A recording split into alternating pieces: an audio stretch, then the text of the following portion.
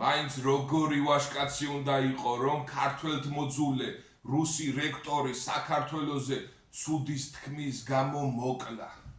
უცნობი გმირების შემდეგ ნაწილში მე დღეს გიამბობთ იოსებ ლაღიაშვილზე, რომელიც თბილისის სასულიერო სემინარიაში სწავლობდა.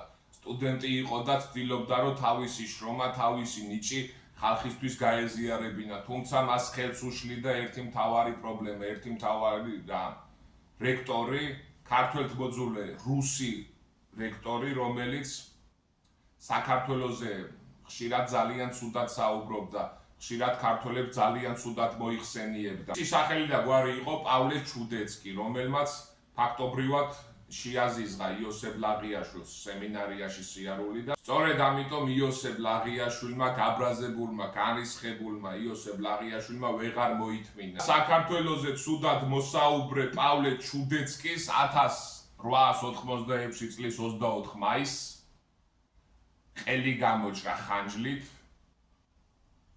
თვითონაც დაიჭრა სხვათა შორის და გული წაუვიდა. სასამართლო შედგა 20 წლის ბიჭი, გაასამართლეს მას, რადგან მაშინ 21 წელიდან ითვლებოდა სრულწლოვნობა და 20 წელი არასრულწლოვანს ნიშნავდა, ჩამოხრჩობა არ მიუსაჯეს, გადაასახლეს და იმ დღიდან მისი კვალი იკარგება. არავინ არ იცის, რა ბედი ეწია იოსებ ლაღიაშვილს, არავინ არ იცის. თავარი კი ის არის, რომ მან ქართველთმოძულე რუსი რექტორი, მან ქართველთმოძულე რუს რექტორს საკადრისი პასუხი გასცა.